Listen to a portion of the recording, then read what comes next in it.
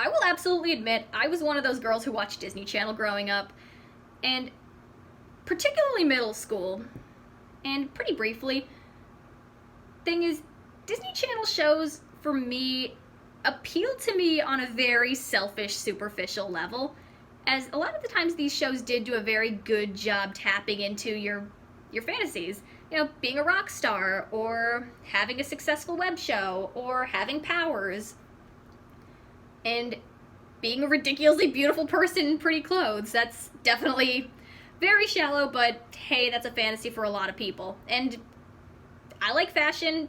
A lot of the times they wore very cool clothes. I liked sparkles a lot. I will say my generation of shows was more Lizzie McGuire, That's So Raven, Sweet Life of Zack and Cody, Hannah Montana.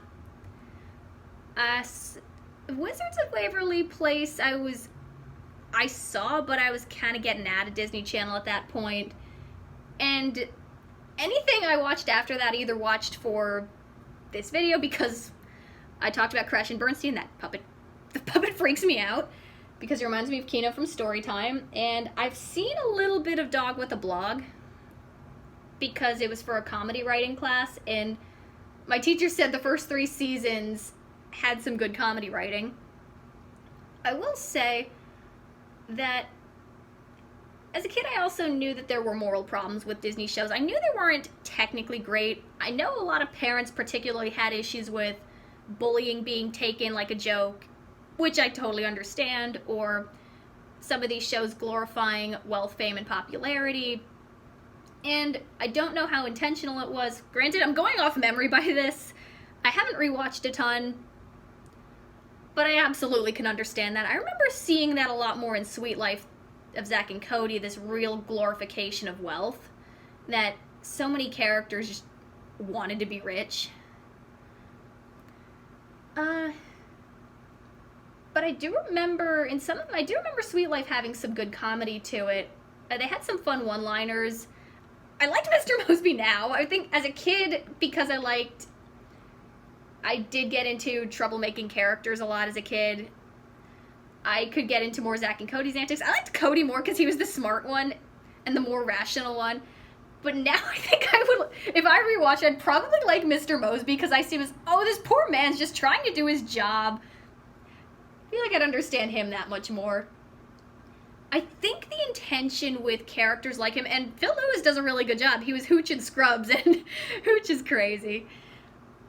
I think with characters like that, the intention is this is somebody who is in a menial position just trying to abuse the tiniest amount of power that they have.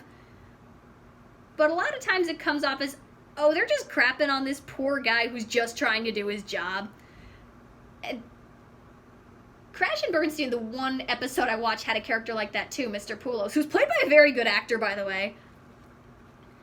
It is pretty cool, though, that they do get roles for different kinds of actors. They do, especially with Zack and Cody, I remember people were talking about, hey, this show reverses all the stereotypes. Smart blonde, dumb Asian, stuff like that.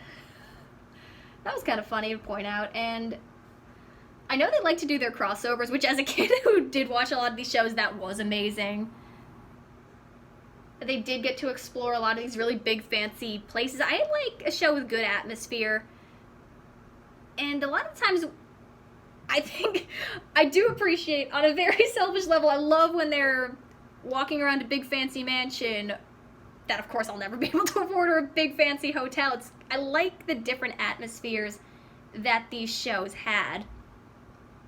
So, I think, while maybe they did emphasize some of the glamour a little too much, on a selfish level, hey, glamour fabulousness is very, very cool. I think that's why a lot of people got into Sharpay and Ryan from High School Musical. I'll talk about that in a separate video. But general thoughts, Disney Channel shows didn't stick with me the way they did a lot of other people.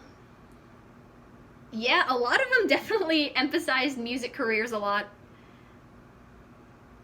And hey, you know what? On a selfish level, a lot of us do want that. I absolutely wanted that at one point.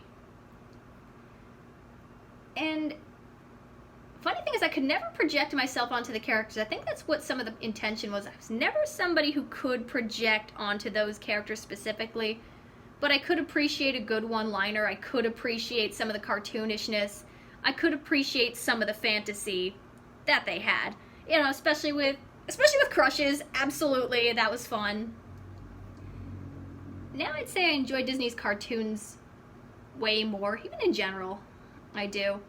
But DComs, you know what? I don't think I knew anybody who took life lessons from them.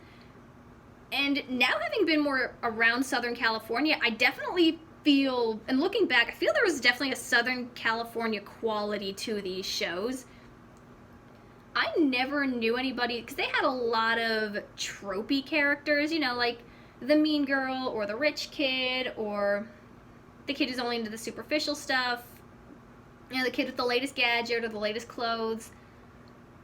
I never knew anybody quite like that, but I feel like if I was around rich kids of Los Angeles, or rich kids of Beverly Hills, or any of those areas, I feel like I would see a lot more of the kinds of characters you see in Disney Channel shows.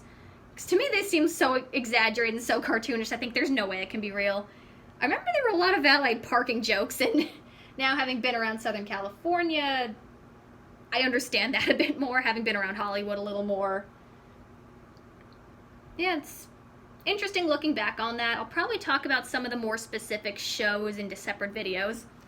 But, yeah, I can't think of anybody who took these shows too seriously. But, you know what, I get why people would have issues with them. I get why people would like them in the target demographic. They do their job well. Disney's marketing is impressive. But it's also a little scary seeing how they do produce child stars, and if you know what happens with child stars, I've heard a lot of horror stories behind the scenes with some of these shows that there is a lot of bullying going on behind the scenes. So, not really sure what to think. I'm not really attached to these shows, but they exist. And they were definitely a part of a lot of people's collective consciousness.